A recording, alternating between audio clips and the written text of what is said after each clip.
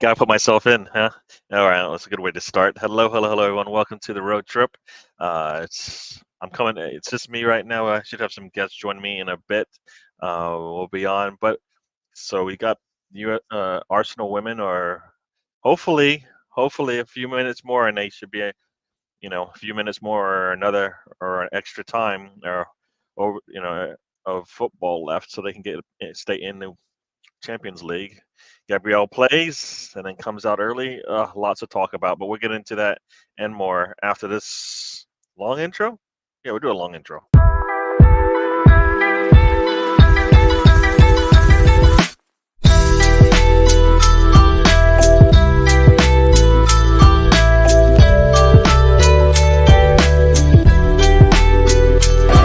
This is DWTT coming to you.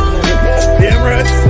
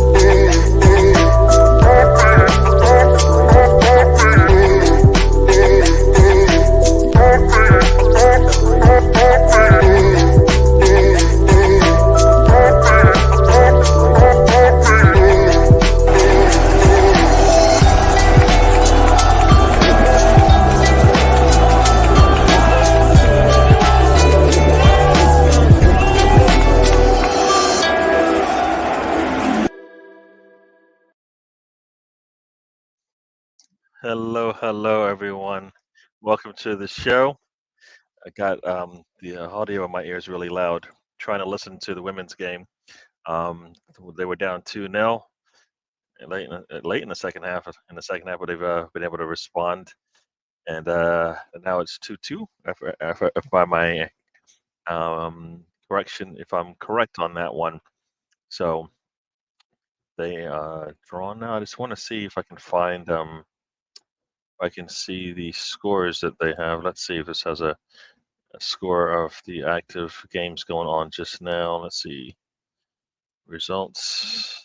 This is kind of weird. Won't let me. Oh wait, yep. It's 2-2 right now. Yep, 2-2, and I think they go to extra time, or they go to penalty kicks. I don't know which one it is. Maybe it's penalty kicks, but here you go. Uh, Alicia Russo goal in the 80th minute, and Jennifer Beattie with a goal in the 6th minute of extra time. Very good. Very good. I should have some people joining me. I think everybody's still probably doing the watch along. I know Ryan's got that going on right now, so that's where everybody could be right now. But we'll get into it and we'll start chatting it up. So we shall do that. All right.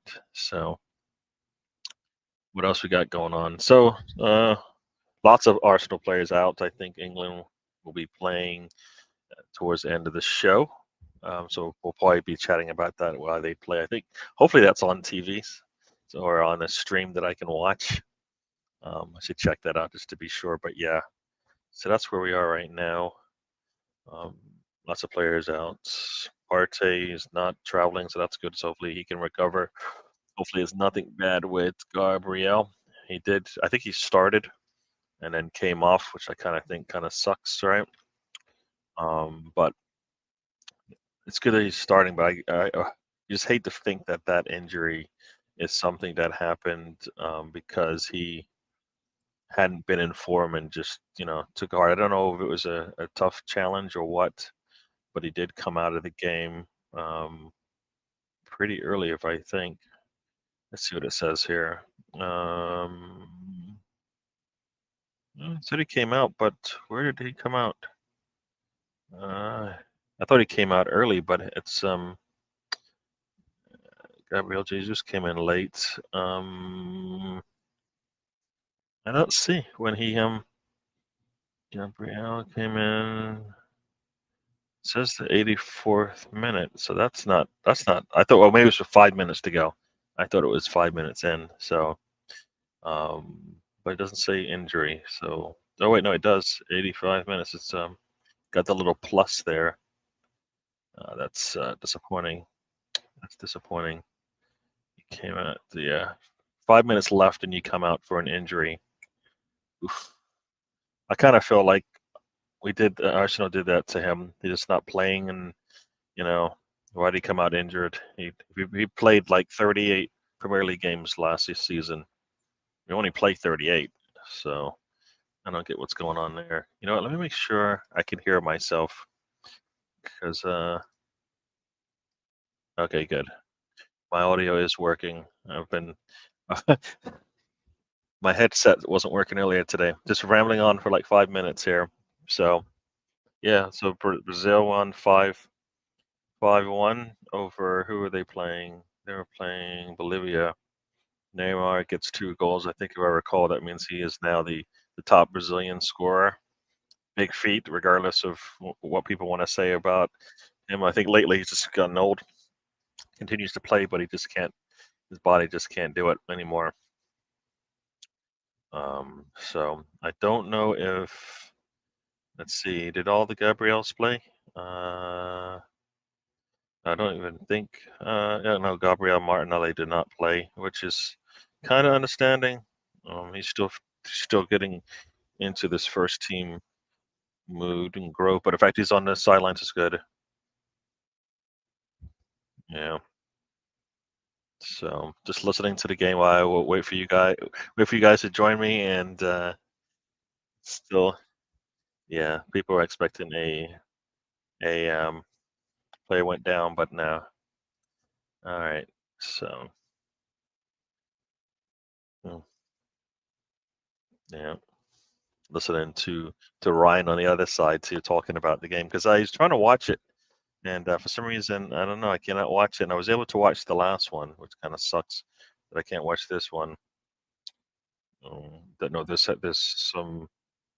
I try to watch it on my phone where I usually watched it, where I watched it last time, and just not able to. So let's get it. You know what we're gonna do? We'll do this because I do this a lot. I create bookmarks, and I usually talk about that stuff. Let's see what we have in my bookmarks right now. Sam will be on a little bit. He's got a letter or a delivery coming. Mr. Tom, I don't know where Mr. Tom is. That guy. Oh, look, I just talk about him and he shows up. And here we go. Hey there, Mr. Tom. How coincidental.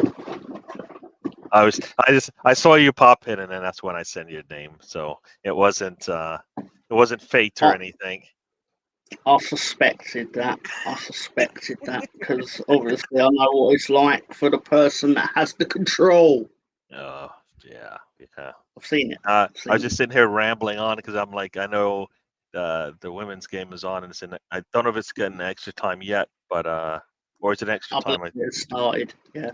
Oh, it is extra time. So it was good that they were able to come back, because that looked kind of disappointing, being down 2-0 and I think giving up those goals in whatever, it was like a minute period, right? They gave up 2 goals in like less than 2 minutes. Just at the end, just at the beginning of the half. That's crazy. You play a whole half and then you come out of halftime and bang bang give away the goals. Oh, look who! And then here we go. Everybody's here now. Guys, must have synchronized your watches. Hello, Sam. How are you doing? I can't hear you. Hello, everybody. Hello. Oh, okay. Oh, I can hear you now. Good. How are you? Looking at Sam Greenwood has reminded me that we need to check out how Shanghai Port have done. Their form has been terrible lately. Oh, yeah. But they're so far out in front. They were like still 8 points clear. Oh, they played. Shanghai I haven't actually played for. Yeah. Oh no, they're in some sort of break. They're not playing again till the 15th. So, international break. Yeah. Forget that. So yeah, more on Shanghai Port FC and the adventures of Oscar next week. They're paying him like £400 a week. Yeah. They're probably funding it. Yeah. I mean, also, I might as well, as there's not much going on, I'd quite like to reveal, because we got away from this a bit in past weeks. Yeah, so makes me a bit sad, but could reveal my Australian A-League team. Okay. Because obviously, long-time connoisseurs of the channel would remember that my heart belongs to Tufan Harry Rod FC of Afghanistan.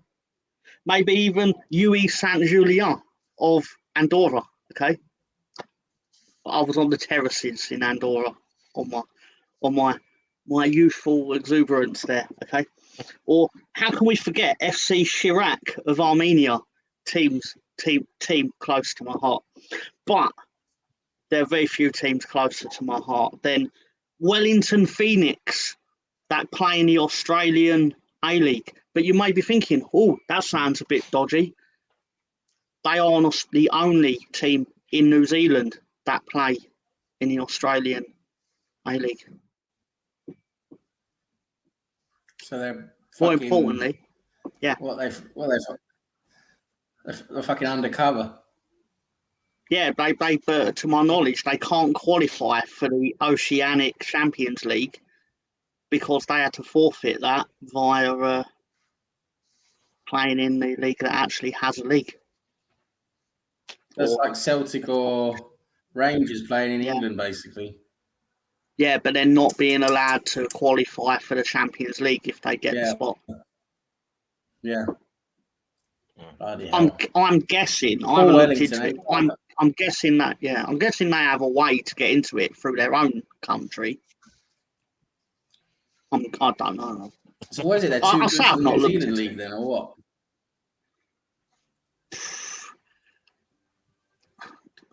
I can make something up. I can pretend I researched it. No. I'm just saying, I don't. The New Zealand league, or what was going on? I'm gonna guess that New Zealand league is nowhere near the standard of the Australian one. Yeah. So hey, look, we've upped our attendance by 100%. Ready? Welcome to the show. Where is everyone? Everyone out in the sun, getting naked and having sex. Naked having sex. Is that what they do? Arsenal ladies scored in injury time, so it's gone to extra time. So logically, everyone has stayed with Ryan's watch along. Yeah, he's got a full house over there. So maybe they'll join us. Yeah, change. Even Tom was out. I think even Tom was in there. Yeah, I saw Tom in there. He was in there pushing product, man. Yeah, but he was pushing product. He was trying to push the people to the show. So appreciate that. I was. I'll send the link. It was like one of those Greek restaurant guys that's on the outside. Come in, taste the moussaka. The moussaka is lovely. Or it's when you're a tourist and you go in and there's that guy that gives you a pamphlet like, come outside, we'll take you on a ride around town, show you all the sights, give you a free meal, and you don't and you go outside. We give you also moussaka. Ryan had internet issues. Unfortunately for Ryan, the accent. He had internet issues where probably bashing one off to the anyway. Allegedly, you could, like as I said yesterday on Stu, you can say anything you want as long as you put allegedly after it and you're legally covered. Write your complaint to 123 Tom's Banbury FC. Yeah. Or as the late and great Bobby the Brain Heenan once said when he was insulting midget wrestlers, and they went, one of the other commentators went, "They're gonna write letters, you know." He went, "Yeah, but they're not tall enough to reach a letterbox to post them." So. And news, we got breaking news, Mr. Tom. You're gonna have to read this. Breaking news. Just got back from the Broadstairs Night Beach. Saw Sam over there having a go at a seagull. I've got a question for this. All right. we know that the seagulls love food and the donuts and stuff like this. Understandable, because donuts are great. But the only seagull you can never have a go at is Steven Seagull. I like that one, Tom. I like that one. You got prodded into that laugh. Well done, Sam. Well done, Tom. You got prodded into well that. Done, Tom. I like it. I had him in the first half. Reeled him in the second. But no, in all seriousness, okay. You know, it's great. It's genuinely great. Yeah. I woke up this morning. That changed that a bit. Yeah. That's why when he said having a go at a seagull, I thought that meant what it really meant. Mr. Tom thought he meant something else, a little bit tamer. I thought the beach was called Night Beach. I don't know. I'm trusting that Riddy can spell. Like.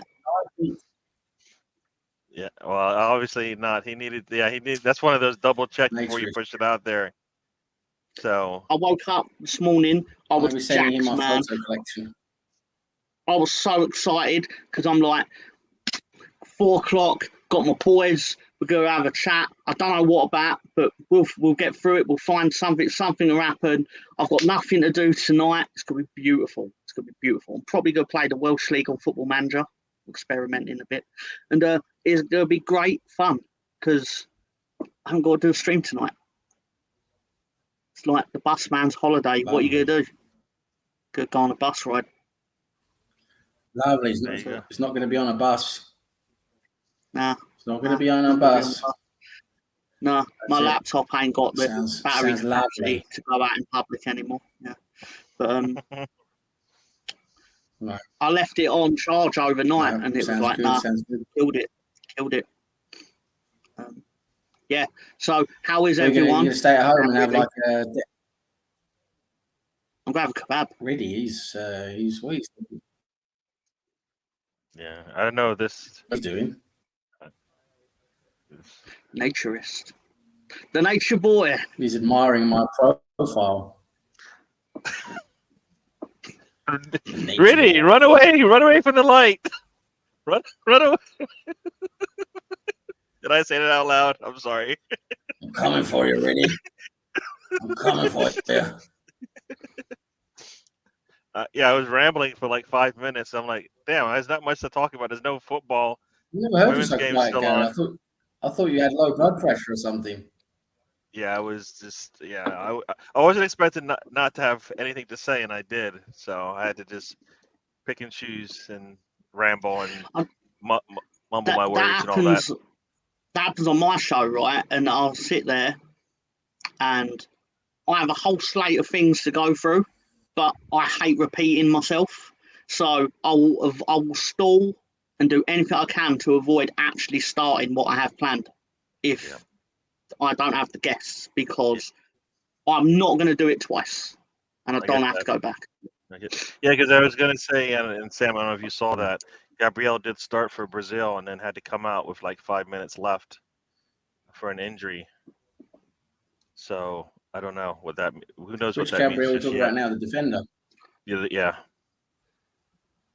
I'm only my initial thought was, well, that's why he needs to play some football. You can't just sit him idle for, a month.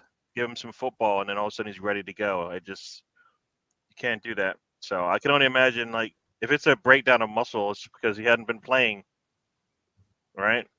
And 85 minutes is probably equal to what he's played. You're such a woman, you are, Gary. You're such a woman. Because with you, it's like you're such a woman. Because with you, it's like either way never works. It's like they play too much, they're going to risk injury.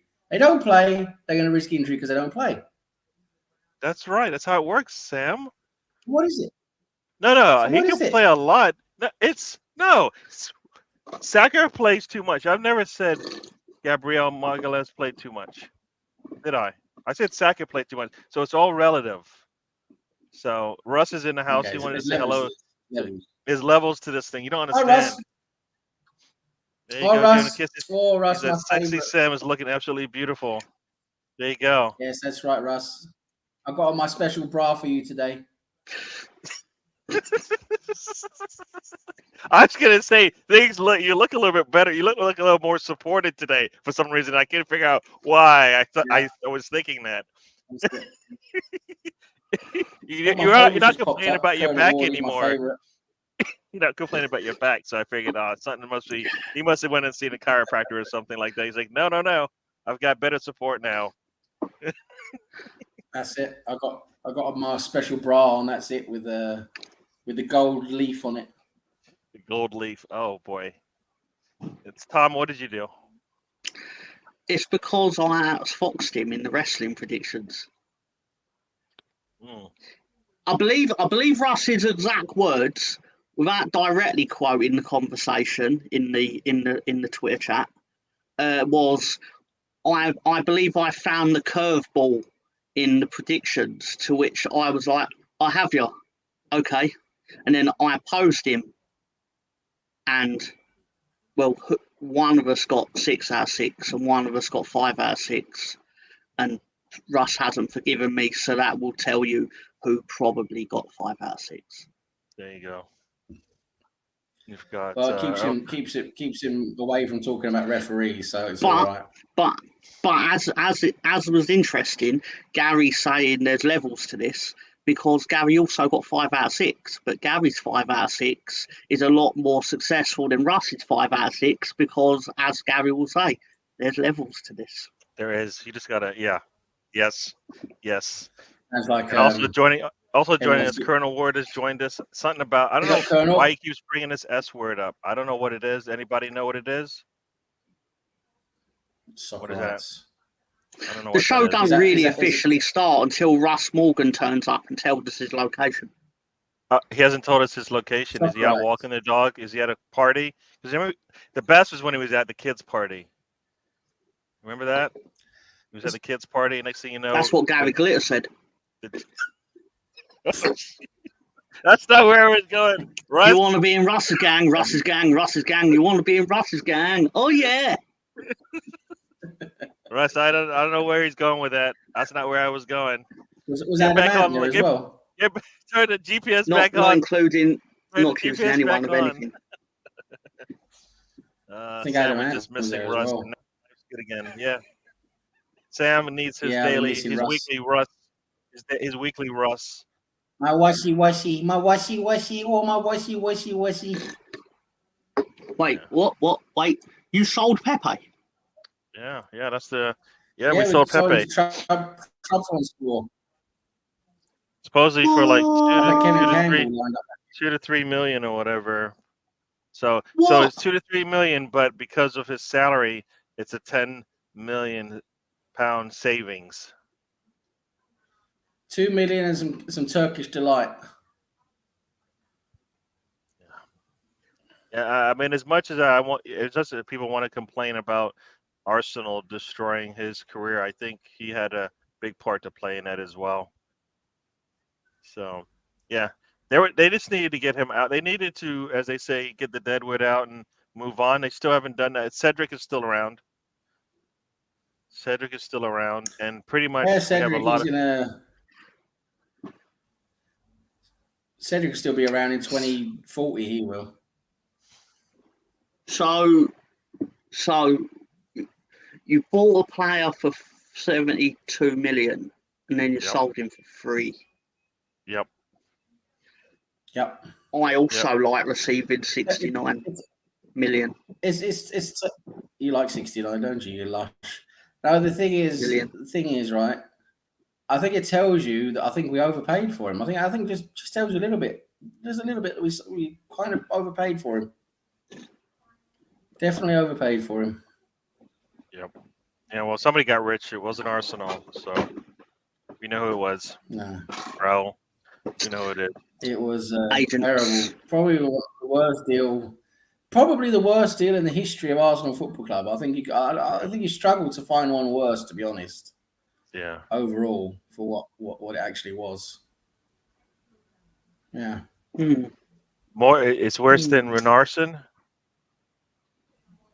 Oh well, yeah, but you didn't pay a lot. No. But somebody said. Even though I think Renarson was like a Make-A-Wish Foundation thing, really, but apart from that, I think no, because Renarson wasn't. We didn't pay that. I don't think we paid much money for him. So I kid. And Russ is Yeah, Russ. You know, for those who wanted, that can't be true. For those who wanted to know, Russ is at home watching Annabelle. 31 degrees, the dog can't handle going for a walk. So Annabelle, is that the dog, or is I just want to make sure I'm not saying the wrong thing. Annabelle, is that the horror film, or is that his daughter? Yeah. I didn't know what to say, so I don't know. I don't want to say the wrong thing. I may have already said it. So yeah, the dog can't handle going for a walk yet. What happened to the dog? It's hot. The floor's hot. The concrete. You can't walk a dog outside in this weather. Though it's like something happened, and yeah, it'll cool down. It'll cool down later, and it'll be more suitable. Okay, maybe I didn't understand the English. Yeah. I could be wrong, but that's how I read into that. Got it. Colonel, hey there, little people. Do you want to come to? Colonel Ward, that is just nasty. That's just nasty. Our selling strategy is beyond. Yeah, it's not good. It's not good. 2 million and some fake T-shirts and trainers for the market. There you go. Russ here is the accountant. He said it actually wasn't 72. Make it any better. It was based on additional costs and bonuses. Yeah. I doubt he's the only transfer in the world where everyone talks about the additional clauses as if they were all met from the start. Otherwise, people would have just said it was 40. Yeah, I think Anthony and Sam. I don't think it was. I don't think it was 30 million in clauses either. To be honest, I think we've paid more than 40 million. That's what I think too. I believe we've paid more than that. Somebody said we paid some agent fees on top of that. So at least I think I heard 10 million. I don't know if that's true or not, but 40 would not be an issue.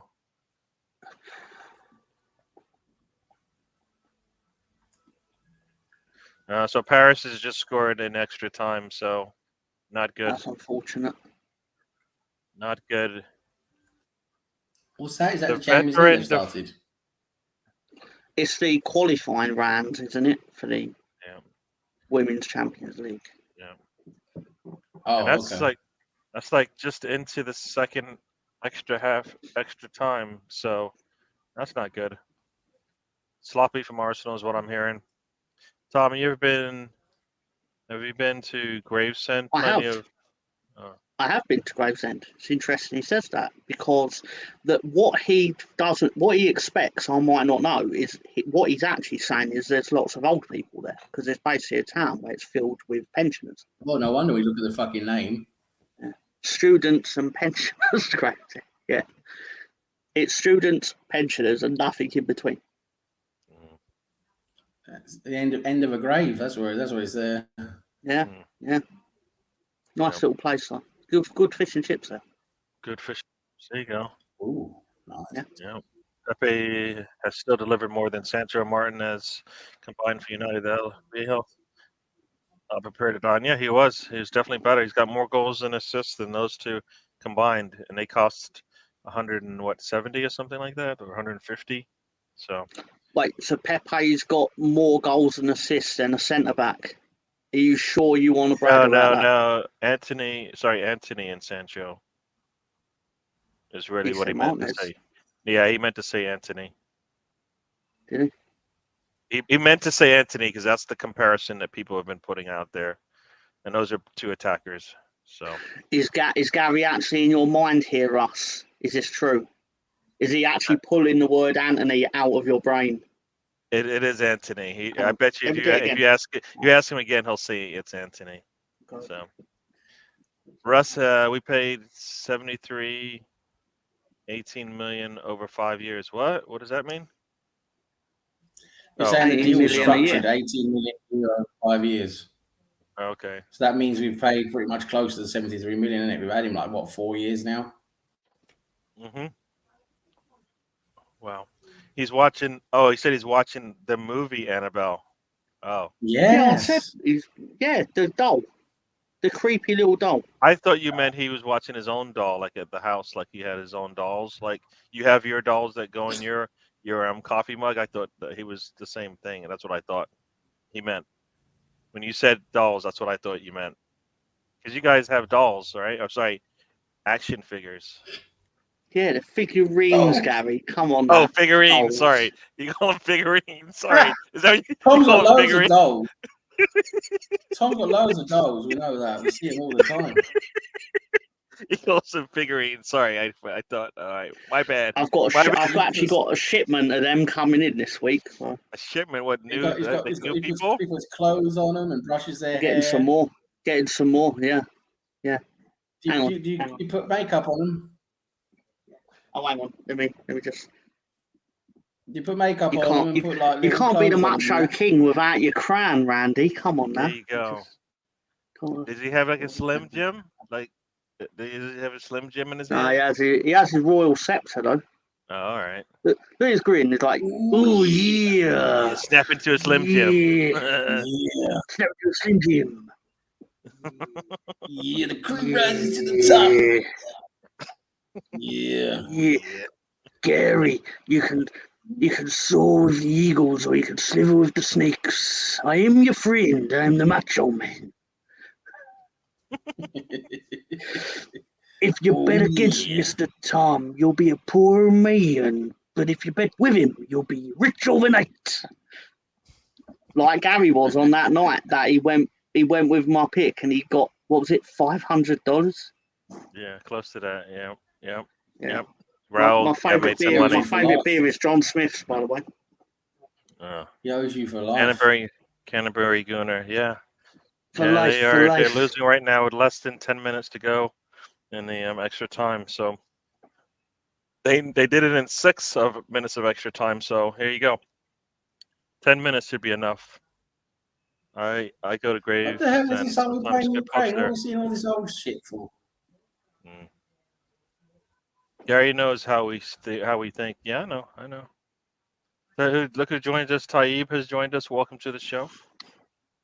Okay. Russ is probably watching Annabelle with Annabelle. Taib, you packet of razor blades. Yeah. All right, here we go. We got our first joke of the show. Yep. First joke of the show. Who wants to read it? All right, I'll do it. Sorry, 1 second. Let me prepare for it. Hang on. Yep, okay. So, did you hear about the baker who robbed a bank? He came in with all buns. Russ's version's a bit better, actually. All buns blazing. I just all buns blazing. That's what he said. Oh, glazing. No, he said buns. He said buns glazing. I've got a better version. You want to hear my version? Hang on. But it's a reversal of the letters, isn't it? That's the pun. Yeah. Do you want to hear about my version? All right. What's your version? I want to hear your version. Yeah. Do you hear about the baker who had a nice wank? I did not hear about the baker that had a nice wank. He came out with plenty more glazing. That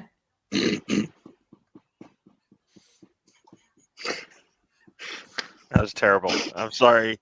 That's just okay. That's just stupid, man. That's just stupid. You thought that up just now, or were you working on this one all week? No, I just thought about it now. Just came into my head. Okay. Oh my God. What is it? Why are bread jokes always funny? Because they never get mold.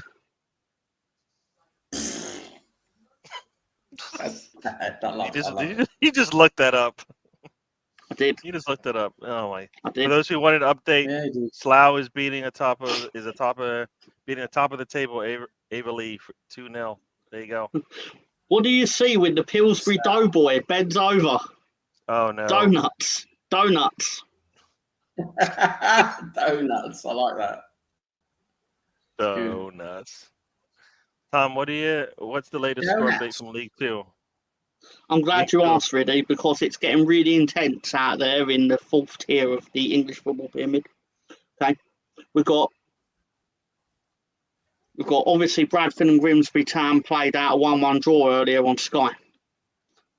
Accrington Stanley are 2-0 down at home to Mansfield Town. AFC Wimbledon 2-1 down at home to Stockport County. Colchester United 1 in front against Tranmere Rovers. Crawley Town going 3-1 over Newport County. Forest Green Rovers, freshly relegated from League One, 3-1 down at home to Crewe Alexandra. Gillingham and Neil are playing out a 0-0 with Harrogate. Milton Keynes Dons and newly promoted Notts County are playing out a 1-1 draw at the moment. Salford, or as I know of them, Little Man United, are currently 1-1 at home to Walsall. Swindon Town, the musical, are 4-2 in front against Sutton United. And Wrexham are currently tied at 1-1 with Doncaster Rovers. Welcome Wrexham is coming back for a second season in, I believe it's next week. Could be wrong. What was the score for Wrexham? They're tied 1-1. How are they doing, Wrexham? Well, in the live, they've basically only lost one game, which was the first game where I believe they got mauled at home. But they're currently 12th, like a couple of draws. They got in a live table. They've got 10 points. So obviously that could become 12. It could go back to 9. But I mean, for a promoted side, they're doing okay. But obviously they've spent a lot more than the average promoted side tends to spend at that level. So yeah, we'll see how that goes. Just got an alert, County, people. Though, just got an alert, people.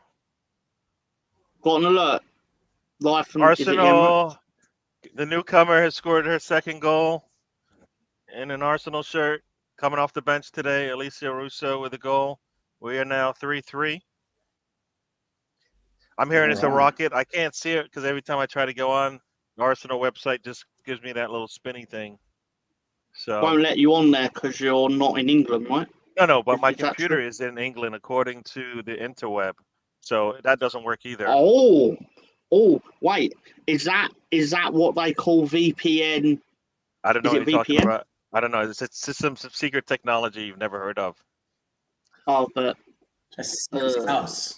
Secret house. I'm not gonna say this live on TV. I'm not gonna get myself in trouble. Come on, Welling. Hurry up, get a goal. There you go. Okay. I know you don't know what that means or that, but basically, are you saying a virtual private network? Something to that effect, yes. I see. Obviously, I don't condone using that, and I know Gary doesn't either. Okay. And it's out there for a reason. Yeah. If it happens to be on his computer, I'm sure he never put it there. The manufacturer did it, obviously. You know. Thank you. That is my attorney speaking. So just in case anybody don't know, we're 3-3 Russo with 2 goals scored. It's ironic you say that. Last night, Lolo had to put a banner up saying Tom is not a lawyer.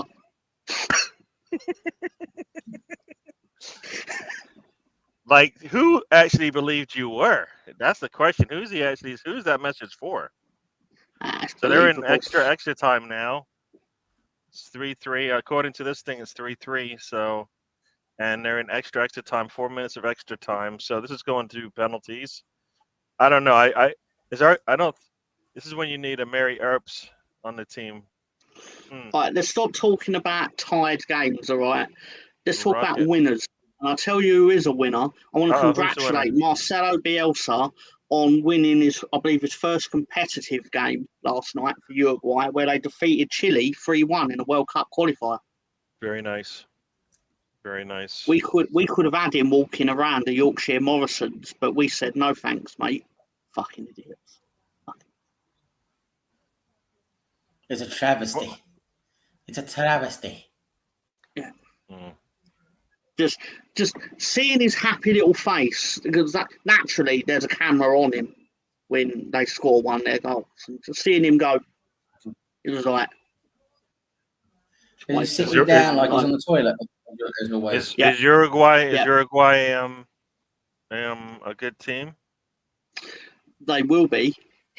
Let's just say he's such a great man that he's basically gone Cavani, Suarez, no thank you.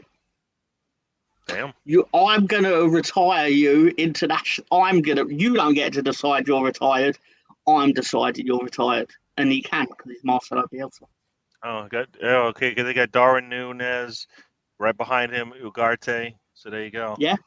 They've got a good team. Yeah. They beat Liverpool. They beat Newcastle the other week. They beat Liverpool the other week because allegedly Marcelo Bielsa got Núñez on a Zoom call and basically told him what he was doing wrong with his game and how to improve it. And then a few days later, he banged 2 goals in against Newcastle. So sorry, Sam, you might say something. Yeah, I'm just saying, Mark Bielsa's a great man. He's done more for the correct posture while you should get out the most amount of crap out of your arsehole while you're taking a poo. Yeah. Just a question. So was Bamford not in that day? Was he sick? Was he sick that day when he was teaching that? Oh, he was teaching Núñez how to be a good striker. But then Bamford missed that lesson? I believe Bamford was washing his hair. Ah, got it. Makes sense now. Here over Bamford was tardy. To be fair, Bamford's injured, so it won't matter. He probably was there. Yeah. All right. Just can't really do much. I got a question for you. Oh wait, I don't know if it's a question for you or for others. How much is it to spend an evening with Tom? I got exhaust. I want him to do a Vern Troyer tribute act for the night, though.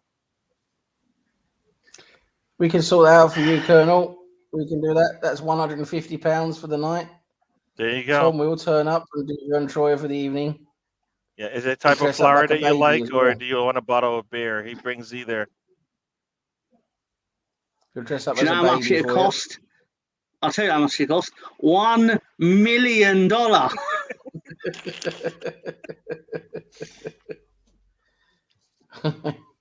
million?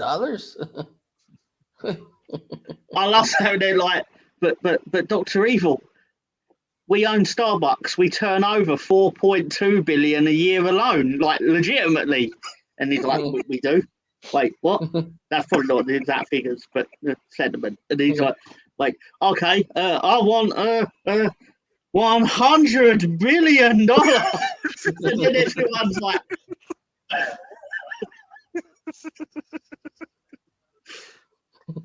brilliant. Yeah, Mike Myers was good. He was back in the day. Can I tell you something I found out about movies? That is really a weird quirk about movies. Do you know a way to spot a villain in a movie? And this is really silly, but it's true. Eye patch. Well, yeah, that too. But did you know that Apple won't allow villains to use their product in films? So if you see a villain if you think you see a villain with an apple eating an apple, it's not a villain. So what you're saying? You've made a wrong assumption. Fuck off, Gary. That was a Gary joke. That was a Gary joke, people. That was a vanilla PG Gary joke.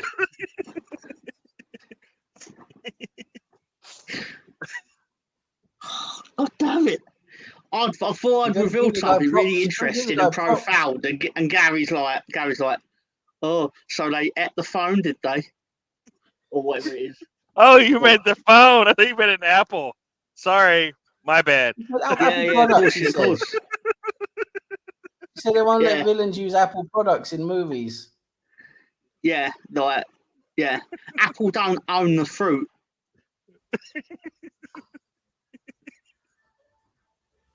How have you got the hosting duties? How are you in a position to like own your own computer and stuff? How is this the case? Just they let anybody in control, dude. Clearly. Come on. Clearly. Have you seen the Full Nelson podcast? Anybody, Yeah. anybody can be a host. Yeah. Anyone. Someone else is Have a you watched virgin it? or something What like that. about All Leads Forever, or whatever that show's called? Everybody loves Leads Leads. Forever is what it should have been called. Why do we not call it that? Leads Forever. It should be more called All Leads sometimes. All Leads Forever. Out, man. There you go. It should be called. It should be the next episode doesn't come till forever. That's the one. Oh, We might be doing one tomorrow. there you go. Yeah. On a 0-0 draw with 6-minute highlight reel. Rita dismissed a sitter for. We know all about missing sitters as Arsenal fans. Could have been 4-3. At least I don't go through it on a minute-by-minute basis. Yeah, Go through what? Go through a game? Nothing happened in the 12th minute of the game, but let's discuss it still. Yeah. Hey, who are you making fun of? Arsenal fan circle. Ah, you love Arsenal fan circle. I do, but it's still what happens. You don't have to hate something to lightly mock what happens. True. Yes. True. Very true. Ray has his notes, man, and they're by the minute. So there you go. I used to do that when I had time. I would go through the game and fake notes, but I haven't had time to do that. See, look, Gary is the best host of the trip in the history of trips. So there you go. Oh, look at that's from an illustrious list of 2 possibilities. Is there brown in your nose, Riddy? I'm number 1. Whoever is behind me is number 2.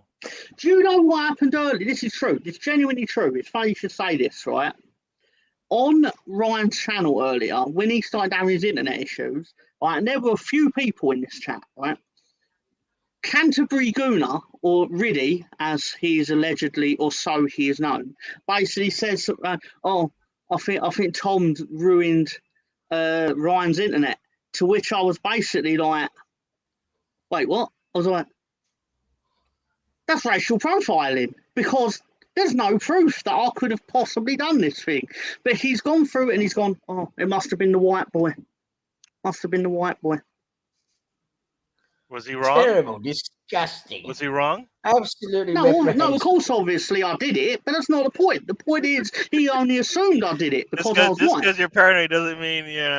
That is absolutely reprehensible behaviour. I mean, the fact I was guilty doesn't actually have anything to do with why he thought I was guilty. That is, that's We true. can't handle this. We can't do it. You see, I'm gonna clip. He's gonna clip it, Riddy. He's gonna clip it and send it to Ray. Oh, good. That'd be the 8th time he's seen me say it. Then Yeah, you're just wasting your own time, son. Wasting your own time. And Riddy really hates me. No, that's Taib. His name's Taib. Riddy's the other guy. Oh, that's right. He's the other guy. Sorry. Taib hates me. So he kind of makes the point there, doesn't he?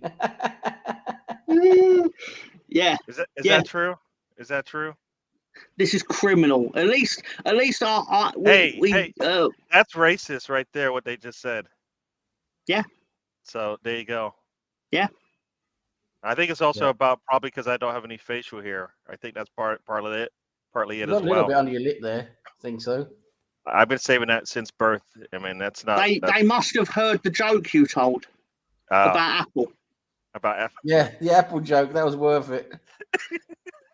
Guess who's also joining us? Stan just woke up. Stan, how are you doing? Just woke up. It's what is it? Almost 9 o'clock over there for him. I think he's clapping his hands. Morning.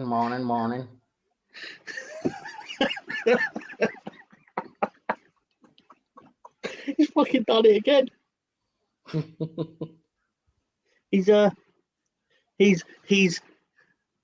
profiling me again.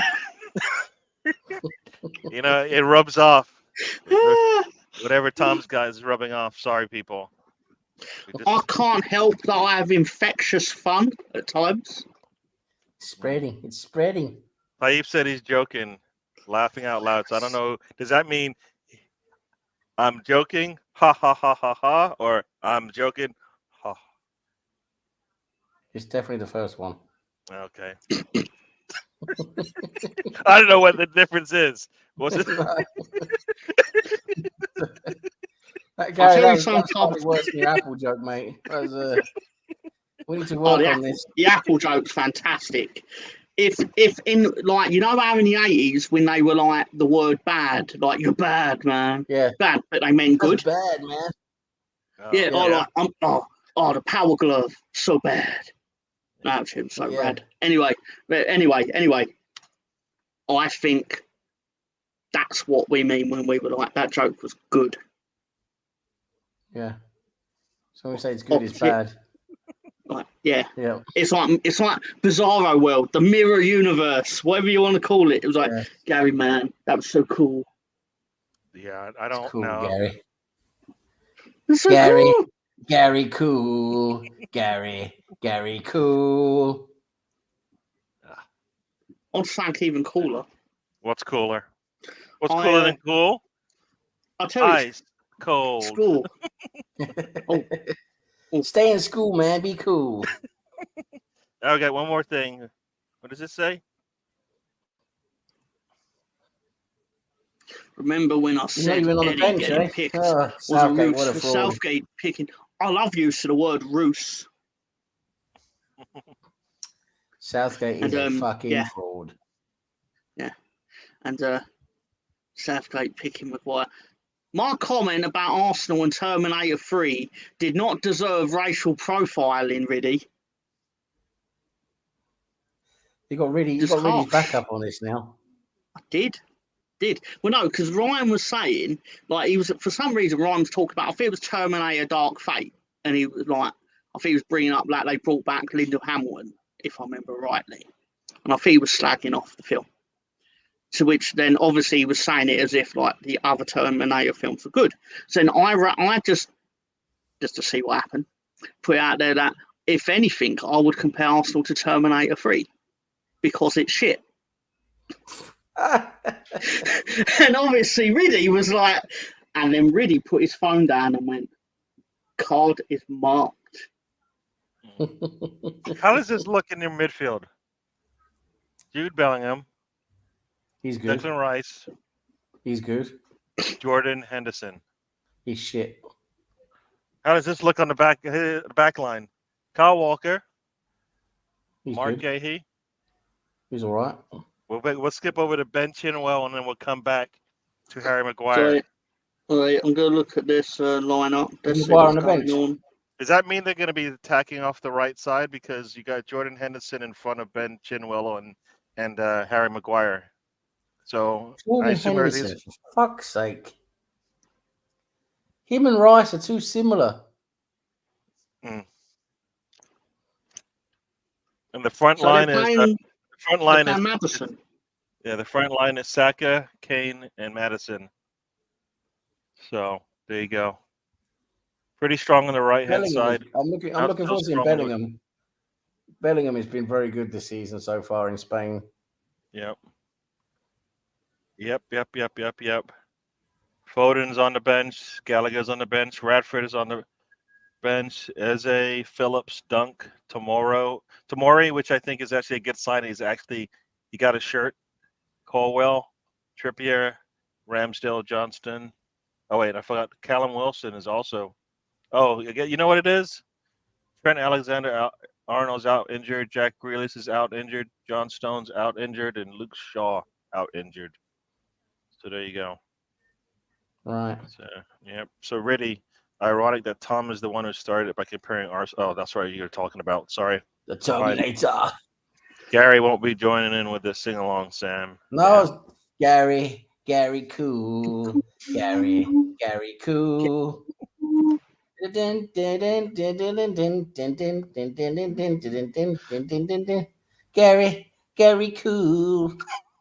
the hell is that? What is that? Have you heard of Boney M? I have heard that name, but I didn't know that's the song. Boney M was a great band. The guy. I was thinking of Milli Vanilli. No, Boney M, the guy there in Boney M, he never ever sang live ever. Oh. Yeah. Oh. People thought he did. Milli Vanilli. And then Milli Vanilli never sang live either. Those two. That is true. The best is when he did sing in the hallway. Remember that to prove his point. That's true. He sang in the hallway. Yeah. He worked in the same scene as Robert Patrick. Yeah. Robert Patrick's amazing. He's so good. Yeah. He can run and not breathe. It is an amazing treat. Just well, you can't even mimic it without breathing. So imagine him actually doing it. I like Robert Patrick. Robert Patrick's on a few good roles. It's so good. He's on a few good roles. He's a good actor. I like him. He done a movie with John Cena, and John Cena's first movie, The Marine, and he's the villain, right? And one of the characters in it, John Cena's chasing them I think John Cena's chasing them in a car, and one of the henchmen turns around to Robert Patrick and goes, "It's almost like he's the Terminator." And Robert Patrick turns around in the car as if to go like, "I was in the Terminator," you know. Yeah. Like so, the camera like focuses in a way that he's turning around to us, the audience, as if to go, "Yeah." And I'm like, "Oh." Yeah. John Cena. I'll never forget one of my best cinema experiences ever. Right up there, top 5 ever, maybe even top 3, was Terminator 2: Judgment Day. When I first went and saw that the first time at premiere, when I was about, what year did that come out again? 91? Mm. 90? Yeah, no, 90. I believe it's 91. So I was about 10 years old. And I just remember I went to the cinema with my brother. He's a few years old. A few years older than me. And I just remember we just absolutely it was just mind-blowing and just incredible because it's all the new effects, right? All the new James Cameron effects just completely... It was so far ahead of everything else. Incredible. All that T-1000 stuff, all the... all splitting apart and coming back together and all that. It's just incredible. Couldn't believe I was watching. It's like, oh my God. And I remember people in the cinemas, it's in America, because you guys are very vocal when you watch movies in America, by the way. But so it was in America at the time, and everyone was going crazy, like, oh my God. It's brilliant. Yeah. Or like the best is like, what's your dog's name? And he gives him the name and he's like, how's Bootsy doing? She's doing fine. Your parents are dead. Your parents are dead. Yeah. Oh, Muffy's fine, darling. Your parents are dead. And it was and what's so great about Terminator 2, it's quite correctly, recognized as one of the best sequels of all time. But what was so great was like the humor in it. There's so much humor in it. And like, when John Connor tells the Terminator, you're not allowed to kill anyone. And he just goes around maiming everyone. He says, shooting their legs and that. And the first guy he shoots is that guard or something or whatever. They're trying to get in somewhere. He shoots that guy in the leg or whatever, something like that. And John says, I told you, you can't kill me. He says, he'll live. I fucking love that. That was brilliant. Yeah. He'll live. The women just missed their first goal, so penalty, so they're down 2-3 now. So not good. Yeah. No, go on, Gary. Sorry. There was a scene in there that I did like, and it just slipped my mind. Go ahead. I was going to say, I've been doing a rewatch of the X-Files because I hadn't seen the new ones, season 10 and 11. So, but instead of just watching 10 and 11, I can't know CD. I had to watch the previous 9 and the movies. That happened to be on Disney. So I was able, like, Robert Patrick replaces David Duchovny in season 8 and 9, but I think he actually joined in 7. I could be wrong, but anyway, and they do interviews with him on, like I was reading up about, like on certain episodes, and he just openly sits there and goes, "I didn't understand what they were asking me to say," and it'd be like I'm like Scully's baby's an alien, but they're also implying it's like the child of God or something like that. And I'm like, because he's quite a religious person from what I can tell. And he's like, but I'm reading it and I'm like, is the baby an alien or is it a child of God? Like, what one is it? And he's just like, I did my best reading the lines, but I was like, I'm reading it like this is bollocks. Alicia Russo just missed too, so now Paris can win it with just the next shot. So not looking good for England. Sorry about that. No, I thought it was the best part was when he realized he had his own personal Terminator. He's like, put your leg down. All right, pick this guy out.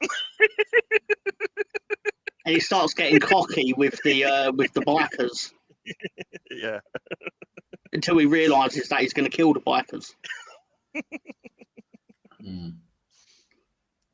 That's what then makes him start telling him not to kill people. Yeah.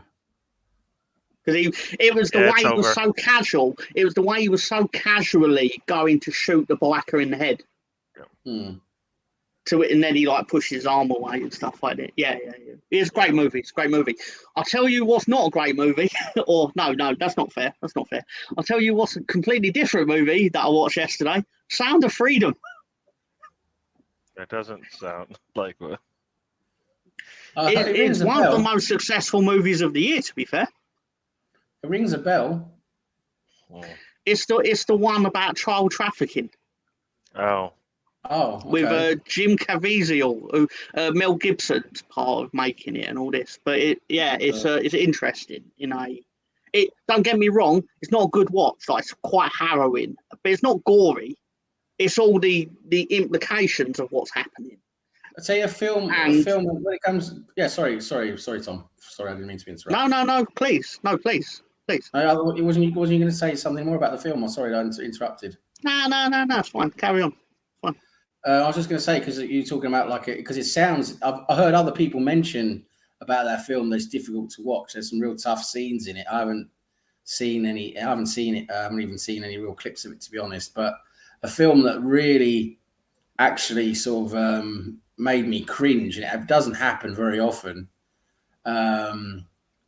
Was a film called The Prisoners. Have you seen that? The Prisoners?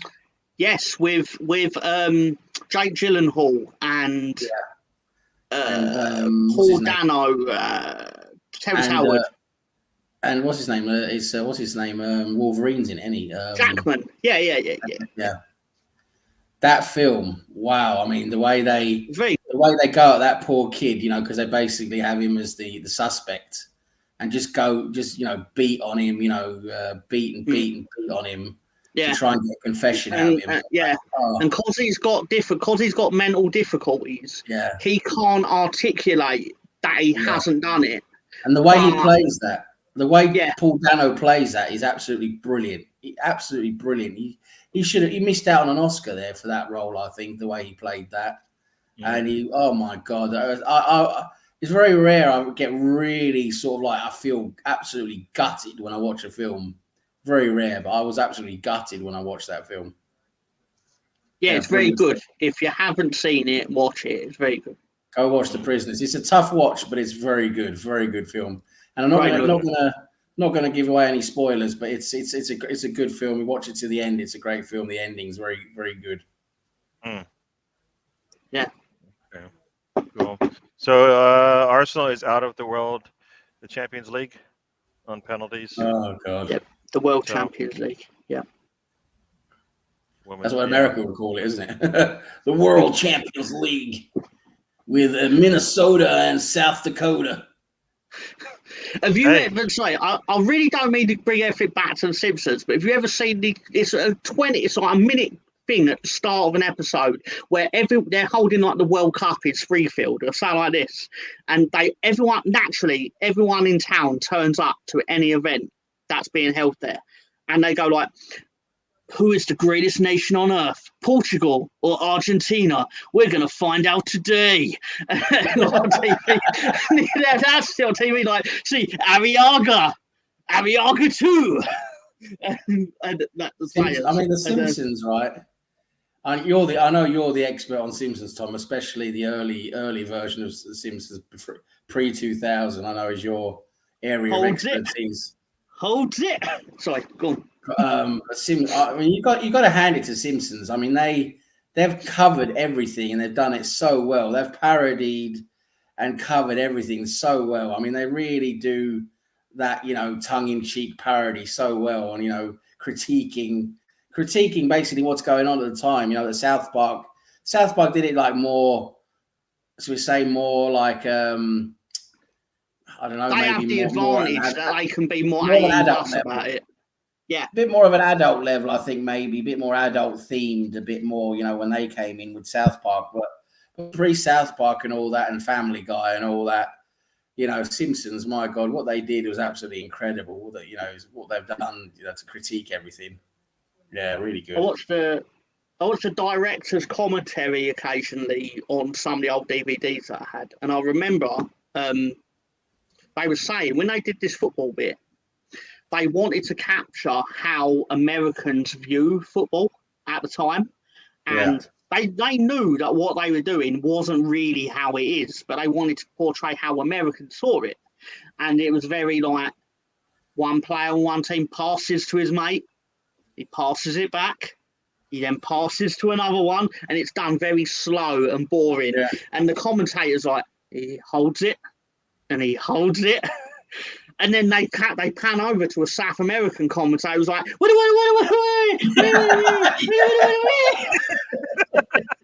as if like he's really excited by what's happening, but the commentator is like, holds it. And obviously the thing they were getting to was that once the American audience, all the people in the town realised that it's actually quite boring, they just did what default to their natural behaviour, which was crowd riot, and basically 1 minute into the game start ripping the seats out and fighting with each other. Really good. Yeah. Oh, brilliant. Simpsons is I know they've gone all woke and all that, that postmodern woke crap, the late 2000s now, but what they did throughout the 90s, is just absolutely legendary, all of it, incredible. Yeah, I miss a lot of it, to be honest. It's so good. But yeah, Stan brings up a very good point here. That scene from the Champ, I cried, and I think he makes it. I don't think you're human if you don't cry, or at least well up and feel the emotion in that scene. The only thing I would say to that is, what did get the Oscar? I can't remember. I'm not saying Stan's wrong. It's just what did. Yes, it's good to see who actually got it. I can't remember what year that was and who got it. But right, so what year was the Champ?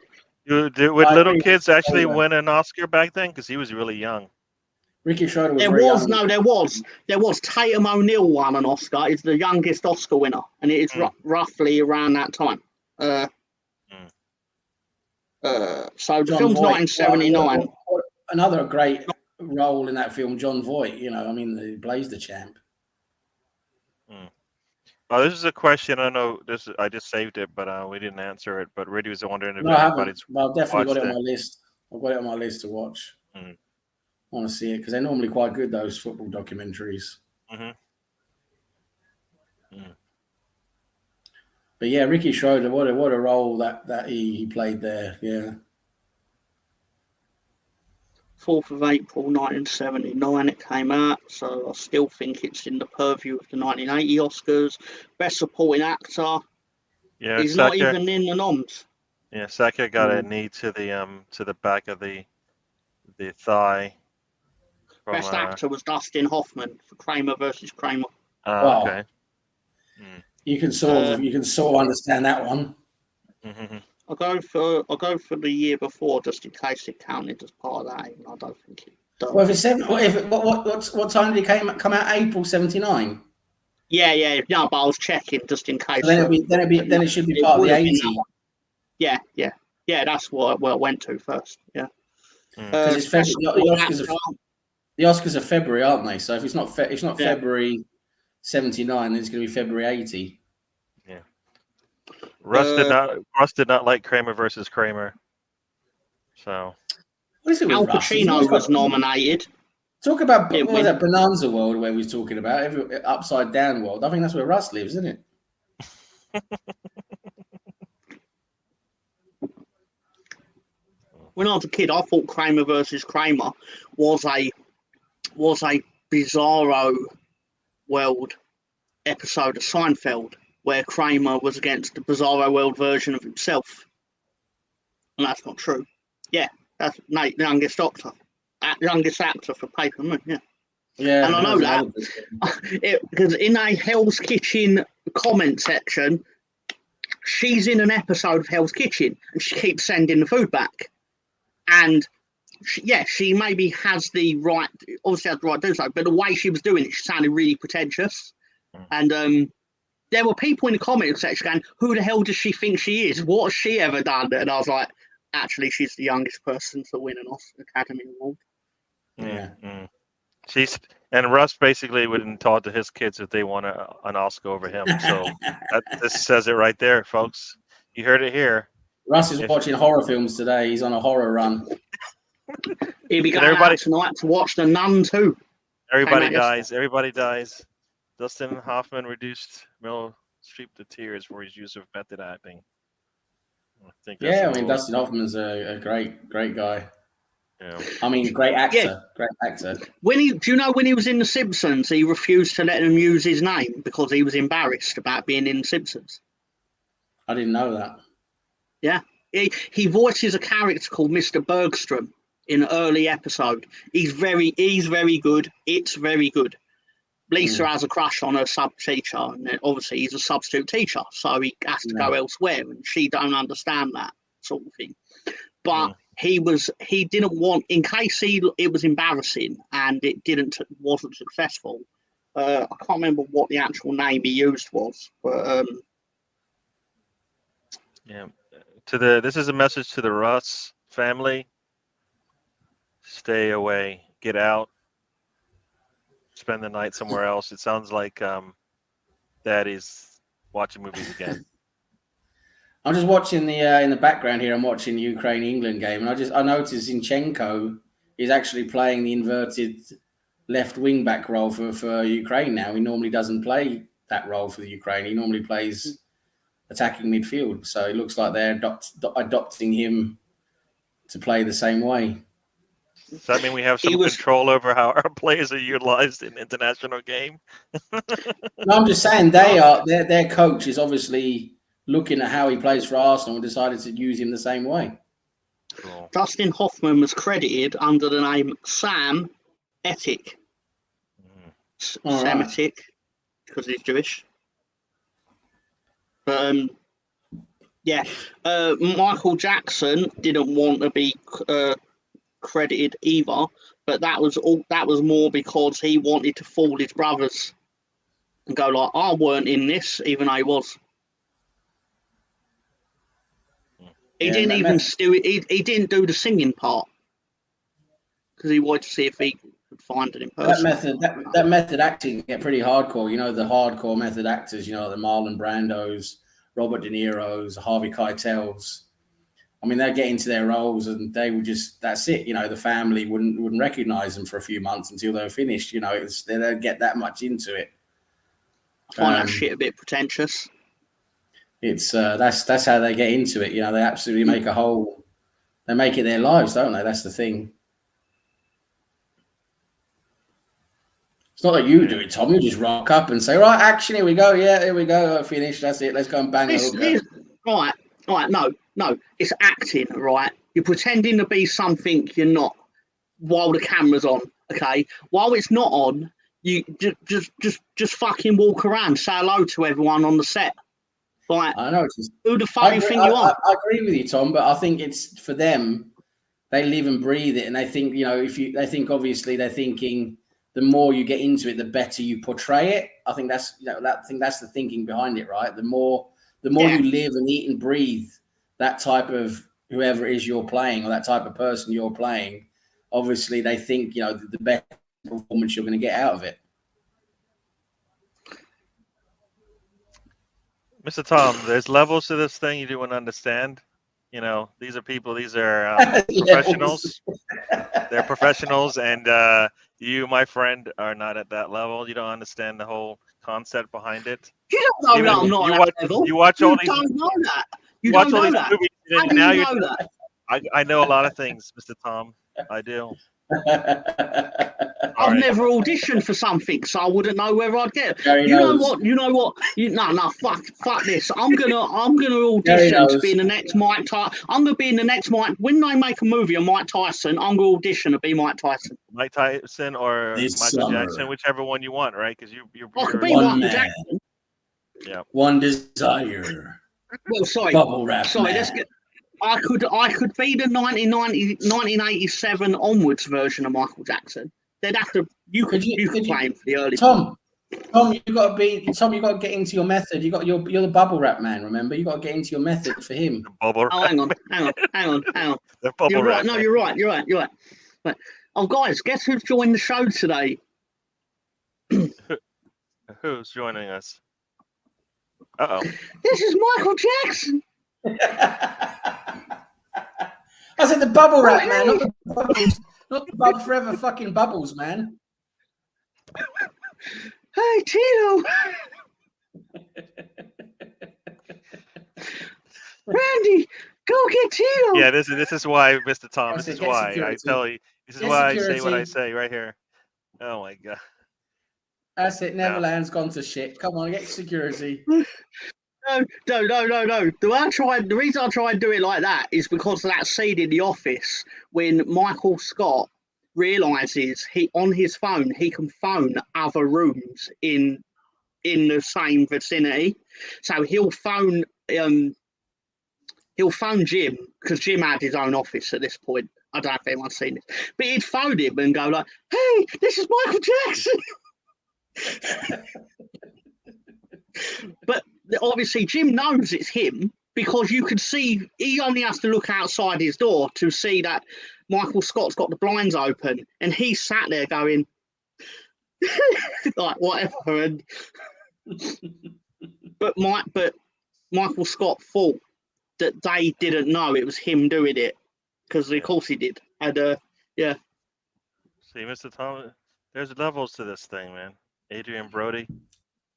No, he's saying there are levels of it. Like there are people that will just hang around with a taxi driver for a week to learn how to look like a taxi driver. Whereas I'm guessing Robert De Niro actually took fares for a month, probably 6 months, at 4 a.m. prowling to learn how to do it. Probably one of the best actors of his time ever, right? So there you go. It takes a lot of let's say due diligence and the dedication. Mr. Tom, you probably don't get that. No, they've done their best. No, in my opinion, Pacino and De Niro have done their best to ruin their legacies. Because why would you be in fucking Jack and Jill like for the fucking dare you? Like, sorry, it's not good. Sorry, Al Pacino. I'd say Robert De Niro is worse than Al Pacino for doing that.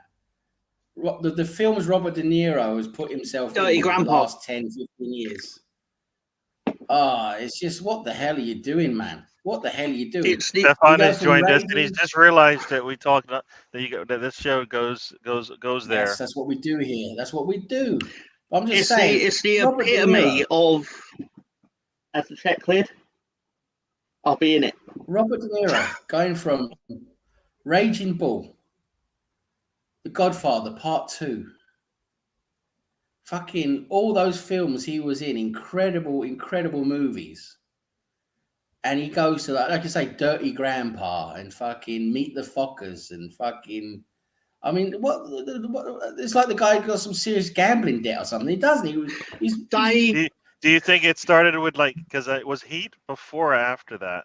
Was Heat just because he was in Heat, right, with Pacino, right? They were both in it together. Oh yeah, that was '96, wasn't it? That was probably. I think it was after that thing started to go south for him, didn't it? He went in that film. Was it that he was in a film for like 15 minutes? 10 minutes, or is that 10 minutes? It was called 15 minutes because it was about 15 minutes of fame. The film for about 15 minutes, yeah. Yeah, because he did The Irishman after that, so I think that was he did. Yeah, that's one of the better films he's done lately. Yeah. He's done obviously still done a few here and there, like the Good Shepherd's not too bad. Yeah. And, the Assembled has joined us. Welcome to the show. Yeah. All the films he's done. Sorry, it was rude of me. Sorry. I'm just saying, all the films he's done the last 10, 15 years, he's done so much crap. It's ruined so much of his legacy, hasn't it? And Al Pacino's tried as well. I mean, like you say, Jack and Jill with fucking, what's his name, Adam Sandler. I mean, what was the guy thinking? Did he owe Adam Sandler a favor or something? I mock it, right? But they've obviously hit a point in their careers where they went from filming Oscar bait, because they were routinely doing things that were either nominated or it was Oscar bait. It was things that would get nominated for Oscars, partly because they were in it, partly because it was good. But they've gone to now, you mean I can earn similar money and not have to act and not have to spend 6 months of my life driving around New York as a taxi driver? I can just turn up and go, right, I own a coffee shop in Jack and Jill or whatever it is that he did. Yeah. Of course you're going to do it. They no longer had to take their craft as seriously, but they could earn the same money. Why would you not do that? Yeah. No, maybe there's some of that involved. They're probably thinking they're getting older. You know, they think, oh, when I get older, I want to maybe do it a bit easier, you know, not have to, like you say, spend 6 months in some jungle somewhere trying to pretend I'm a bow and arrow or something like that, something like that. You know, it's probably you're right. It's probably something to do with that. And but yeah, no, it ruins a lot of their legacy, doesn't it? It sort of takes away when you start remembering all the bad films just as much as the good films. It ruins it a bit, doesn't it? They did a film together. I could be wrong on the title. It's called no. It was called Righteous Bastards. It was something like Righteous something. Righteous Kill, isn't it? Righteous Kill. That's it. I thought you were saying Glorious Bastards because that was yeah. No, it was Righteous Kill, and it was basically promoted on. They're both in it for the first time since their scene in Heat, and but it is literally just a generic cop movie. Yeah, they happen to be in it, and it's not good. It's actually bad. One of my biggest disappointments in a movie. Like, it's only elevated remotely because it's them, but not good. Not good. Yeah. I remember that. Right. It's the General. Yeah, Al Pacino. You know, he's like you say, that's Al Pacino, a Hammer movie, isn't it? Robert De Niro. They've both realised they could make films for a lot less effort, you know, and get the money. At least Michael Caine was honest, wasn't he? He was saying in interviews, "Yep, I'll do it for the money. That's why I do it. I do Jaws 4 on a fucking Caribbean island. It makes no sense whatsoever." Jaws 4. I didn't even know there was a Jaws. Yeah, the quote was, "I've never seen Jaws 4, but I have seen the house that it paid for, and it's marvelous." Yeah. Yeah, exactly. Exactly. I love the Hackman. Well, it's like anything else. It's just there's no you don't have to work hard. Like they have to make 5 versions of like Spider-Man. You know, it's like the same damn thing. And like any TV show, if it was they make another movie, Fantastic Four, they have to make another one of it. They can't nobody's working anymore. They just kind of they're all getting rinsed. It's copy and paste, man. I mean, I think De Niro got rinsed, but the guy owns enough businesses, and he owns that Tribeca, what's it called, the film company and all that. Mm-hmm. I'm sure he's got enough money where he doesn't really have to, squalor really that level, for the sake of saying it like that. But yeah, I mean, they get used to working as well. Extra dollars. Yeah, because they get used to. They're just used to being on film sets and doing what they've done for a long time. But I love Hackman. I also liked him when he managed Brazil and Portugal under the name of Felipe Luis Scolari. At least Hackman didn't start doing loads of crap movies. He just retired, didn't he? He just said, "That's it. I'm not doing it anymore." Yeah. I loved his film. He was in Runaway Jury. I think one of his last films, Runaway Jury, was good fun. Yeah, I didn't really like that one too much. I thought it was a bit hammy, but yeah. That was one of his last ones, yeah. It's like, "Give me back my jewelry." Yeah. That was one of his last films, wasn't it? Trailer bait. Yeah, definitely. I like one he did that was based on the NFL strike of the 80s when he's the coach of a football team that had to have replacement players. That was Keanu Reeves. You mean their replacements? Yeah, that's what it's called. Yeah, yeah. But he's the coach. They call them like the scabs, right? So he comes out of a line in it that I've actually taken into real football, like real sports, where I'm like, because Keanu Reeves turns around to him and goes, "I want the ball," and like he's quarterback, he's like, "I want the ball," and Gene Hackman's like, "Winners always do." Like winners always want the ball. Yeah, no, I like Gene Hackman in Enemy of the State. That was really good. Why'd you blow up the building? Because you made a call. You made a phone call. That's great, Enemy of the State. But he's best as Popeye though, ain't he? Popeye Doyle. That's when he's best as Popeye Doyle in the French Connection. I did not see that. England is playing. They are in. You've not seen the French Connection, Gary? Maybe when I was younger, but I don't remember it now. Shame on you. Because it is an old movie, right? Yeah, of course it is.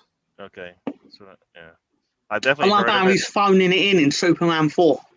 It's beautiful. It's actually possibly the best performance I've ever seen of someone that's literally like turned up and learned their lines 3 minutes before they say them. But he can still deliver it, like with the gravitas. That's still better than everyone else in the room. Guess who scored for Ukraine? Oh, is it someone that plays for Arsenal? Yes, Zinky. I mean, they just basically just picked apart that defense. It was too easy the way they just went down that. The side that I told you was probably a little weak. They went right down that side. Talking about lazy actors, Tom, Marlon Brando, like the last 20 years of his acting career, he didn't even bother to learn the lines. They just put up cue cards behind the camera. Yeah. Steven has joined us. Welcome to the show. We're sitting here talking movies. There is some football on. Arsenal women are out of the Champions League. Goalkeeper did not help them. Right, we Krusty the Clown's doing a voiceover, and Lisa's there to record something, but Krusty the Clown turns up and he's like, "It's my time, kid," and he stands there, he pulls out his cue cards, goes, "Hey, hey, hey," and reads out just random words, then turns around, leaves, gets in his car, you hear the car drive off, and then the person that runs the studio is like, "Okay, Krusty, I've just put the recording tape in place," and wait, where have you gone? Brilliant. Sergei Rebrov, that's a very 2001 of you. Wow, that's a blast from the past, isn't it? Sergei Rebrov. I wonder a team with fucking Henderson and Maguire in it, maybe it's not so good through the middle. Yeah, I think Chilwell all on the same side. I think that whole left side of the defense or of England is just not good. Southgate, how does Southgate get to... I actually think it's a really interesting strategy he's using of players that have played more for England than they have for their clubs. But he's fallen into the trap that I say that every England manager falls into, where they sit there and go, "I'll pick players on merit. I will never have favourites." And then it's like, "But you clearly have favourites, though." Yeah. Oh, this should be a goal. This should be a goal. Oh my God! Why didn't he take it? Madison is in the middle. I think he had space. Smell it, take it. He split the middle. Was that Madison? He just passed it back. He should have just taken a damn shot. Yeah, that was terrible. Brandon, isn't it Brandon? He was in Superman for like what, 1 minute or something like that. Yeah, No. He's in Superman he earned the most money ever compared to the amount of time he was on screen. Like, he's basically barely in it. Like, he's in like the first 10 minutes of the movie, but he's paid the most money. Yeah, I think it was something along those lines. The biggest fee ever versus his time on screen. Yeah. And then right up there as well is Schwarzenegger for Terminator 3. Because the story goes for Terminator 3 was they sent him the script and said, "Would you like to have a cameo?" And he thought it was so shit. He basically just laughed and said, "Yeah, if you pay me think it's like $20 million. Pay me $20 million and I'll give you a cameo in it. And they're like, that's like the same thing with Joe Pesci. That's the fourth one in Lethal Weapon when the fourth one, he said I'll he had the deal where he had all the extra overtime, and after he did like whatever the first couple of scenes, they just kept him on, and so he made more money than Donald Glover. I was just saying, are you sure it wasn't Terminator 3? Because wasn't it the one with that the woman Terminator? I think it was the one with her in it, but I forget her name now. But she's actually like originally Norwegian. I forget her name now, but Christiana Lockeren. Yeah, that's it. Yeah, the one with her in it. And he was like, "Yeah, I'll do it for $20 million." Just thinking they were just telling the F off and just laugh it off. But they actually said, "No, okay, we'll give you $20 million." And he was like, "Okay." So I think he worked was it like $20 million for like about 5 minutes or something? Sure. No, he's in most of that film. It's the one after it where he wants to be. He didn't want to be in it, but they paid him so much money that he allowed them to use it. Okay. His cameo is basically there's a scene where they're building loads of replicas of the Terminator. That is basically him. So you see him on a production line. Right, that's it. And he got shitloads of money for it. Yeah, he thought he was, messing around with them, and they accepted it. Oh, Gene Hackman on the Unforgiven. That was a great film. What a film that was. Oh, right, Transport. Oh, yeah, Steve, because you drive buses and that, don't you? Also, Clint Eastwood. Wow, great. I have a friend of mine did a lot of film security when he was younger, and he was actually on he did a lot of the set security for Gladiator. Yeah. So he met Ridley Scott and Alec Guinness and what's his name? Sorry, not Alec Guinness. Who's the other guy? The guy who was drunk all the time. If I can forget his name now. Iconic British actor. Oliver Reed. Oliver Reed. That's it. He met Oliver Reed and he met Russell Crowe, and he said they were all great, all of them. Oliver Reed was a laugh, because he was drunk all the time. Obviously, they struggled. They could never get him in on time and all of that. But they're all great. But there was one, a constant arsehole. He was always moody, always always fucking pissed off. Could never speak properly to anyone, and that was Russell Crowe. Oh, I'd hate to be the football team that Russell Crowe supported. Apparently a real arsehole, according to my friend who did security. Yeah. He does support Leeds, though. I know. You guys are talking about Clint Eastwood. I know he's made lots of movies. The one that I liked was The Rookie with Emilia Estevez, and I think it was Emilia Estevez. The Rookie was. I can tell you my favourite Clint Eastwood performance was at the Republican National Convention when he pretended that Barack Obama was in a chair where he was berating him. That was my favourite performance because he was playing a psychopath.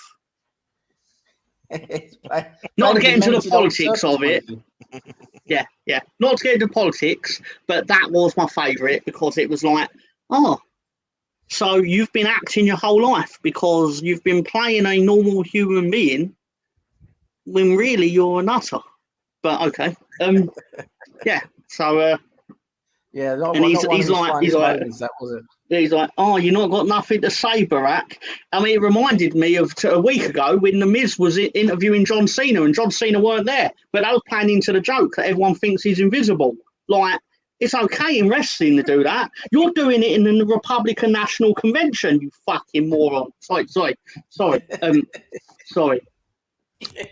But he was good in Gran Torino. Oh, he's done great. He's done loads of good films. He's a good director as well. He's directed loads of good films as well. Yeah. No, but I was saying... he's no Miz at doing Oliver Reed. What a sad story Oliver Reed is, really. I mean, fantastic actor, but the guy was completely off his trolley. And all those interviews, he's done some amazing interviews where he's just completely off his trolley. And it's so funny to watch. Oh, my God. So funny to watch. Oh, you just die laughing at him talking and just talking gibberish to people, and they're trying to be normal with him, and he's just completely having a complete piss take with them, Wow. Oh. This referee is allowing everything. Stands out in that he worked with Christian Bale. Hmm.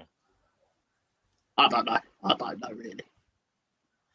Director, a new hole in front of everyone. Tour. Director, a new hole in front of everyone. A-lister. Yeah, there's a few of them, isn't there? Yeah, there's a few of them. Madison got I've got another for... story, because my brother did security. As I told you, my brother did a bit of security for a while back in the day as well, when he was younger, and he was at a nightclub in London. This is back in the early 90s, and one night, big VIP crew came in, and it was Bruce Willis. Bruce Willis and his entourage came in. I can't remember the name of the club now. It was quite a famous club in London. I can't remember. He was only there for a little while, but anyway, Bruce Willis came in with his entourage, and apparently he's a very nice guy and everything. And Bruce Willis, and we're talking in this nice nightclub. We're talking about it's probably like about, there's at least a few hundred people in there, maybe up to 1,000 people, but at least a few, good few hundred in there. And Bruce Willis is in there, and he got to his table and everything, and he's having a good time, and he basically said to the owner of the nightclub, he wanted to pay a round of drinks for everyone. So he paid a round of drinks for the entire nightclub. I mean, that's pretty nice, isn't it? That tells me that Die Hard really was successful. If you can afford to do that. You mean like all 3 or 4 of them? That combined? Is a reference to Friends. I know that's a Friends reference, even though it's also an Owen Hart reference. Very good, Russ. Yeah. There should be another goal, and that was a bad touch again. As Ross Geller once said, I too am a nice guy. England is just really poor in the final third today. Every touch in the third is ending in absolutely nothing. Madison had I struggle to watch England when you got Maguire and Henderson playing. It doesn't feel right. It's like, yeah, but you got to watch it. Saka, is it Saka? Yeah, puts this ball right into Madison, who just poor touch. He's on. He should be taking a shot at goal and scoring, but bad touch. Madison, what's he doing? I mean, it's a shit touch. Absolutely shit touch. That is. That's what I said. I just said it clean. I know, you're right, Gary. You're absolutely right. Like, I mean, that's what do you live for as an attacker? Beyond goal, and it's just you and the goalkeeper, and you got the far corner to choose, and you can't even get hold. So you saw the way he touched that ball. He managed to put the ball behind himself instead of in front of himself. Yeah. Doesn't hurt to be decent. Yeah. There's this stories about Oliver Reed and Kevin Moon disappearing from the set of Tommy and locking themselves in a trailer. There's a fantastic story about was it Peter O'Toole? Peter O'Toole was another one Oliver Reed did a lot of drinking with, because Peter O'Toole was also another famous drunk, and apparently there was Peter O'Toole had this like this little nice house in the south of France somewhere around there. And they were driving there. They'd been on set somewhere. I think it was like in Italy or something like that.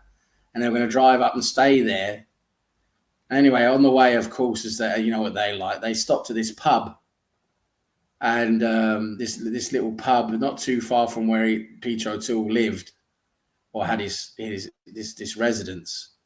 And so they're in this pub, and there's basically only them two in there, because it was a rural pub. There wasn't really many people there. And of course, so they just start drinking and more and more. And the owner of the pub's like, come on, it's getting closing time. Come on, guys, you need to leave. So fucking Peter O'Toole and Oliver Reed like, well, I'll tell you what, we'll just buy the place from you. So they just said, how much do you want for the pub and how much you want for it? And the guy's like, I'll take that much. And they're like, okay, we'll pay you. We'll sort that out. Just basically wrote him a check and just bought the fucking pub. See, there's levels to be able to write a check like that. It doesn't bounce. They just bought the pub so they could sit and drink all night, because they didn't want to go. They just wanted to stay there and drink and have a laugh. They just bought the fucking pub. I imagine Gary looks at everything and goes, I wonder what level that's at. There's levels to everything. There's levels to this.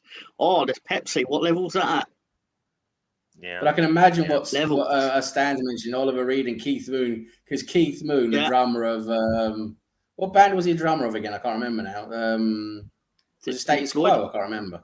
Oh, Status Quo. I don't know, to be honest. I'm just guessing. I can't remember who Keith Moon was the fucking drummer for now. He's a famous drummer anyway, but he was a crazy, complete nutter as well, was he, Keith Moon? Every hotel he stayed at, he would chuck everything out the window, apparently, and stuff like that. And he famously drive a Rolls Royce, a brand new Rolls Royce. He drove into a hotel swimming pool or something like that. He just some crazy shit like that.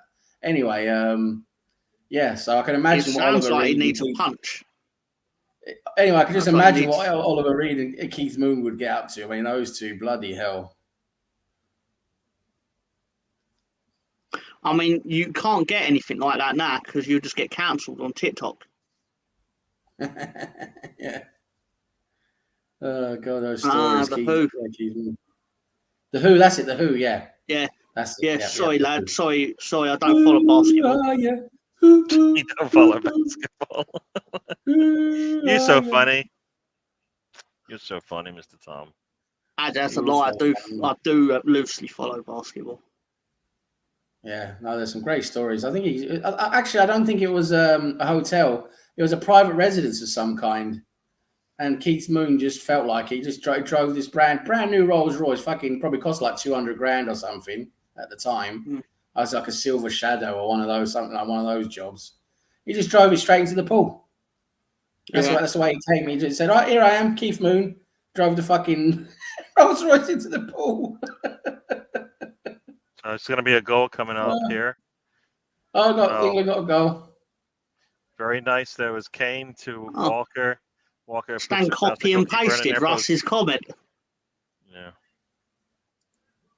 Yeah. Stan is. But Russ's one. It's written exactly the same punctuation. Brilliant. I get that when I'm not thinking very sort of like detailed about the different bands, I get the Who and Status Quo mixed up for some reason. They're two bands. I couldn't tell you anything about them. I only know that like 3 of their songs are in CSI, maybe 4. I don't know. Yeah. But other than that, but Steph, I said lots of new musical knowledge going on here with the obvious sarcasm. But at the same time, if I really wanted to see people strung out in the 70s and 80s on loads of coke, I'll just watch the World Wrestling Federation instead of buying albums. So yeah.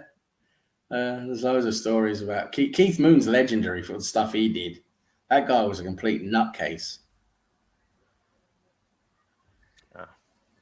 It might another one who's. Sorry, I was just going to say another one. I'm amazed is still alive. It must be some kind of medical miracle. I mean, there must be. If there's ever, is that what you're going to say? Status Quo. Yeah. I was going to say if there's ever a sign of that God exists, to keep humans alive or whatever, because medically should have been dead a long time ago, and that's what's his name? That Keith Richardson, right? Keith Richards from the fucking Rolling Stones. How the hell does that guy still live? I don't know. Nah, hell's just being patient with him. Not yet. It's not your time. We can't. You know what? They probably can't handle him.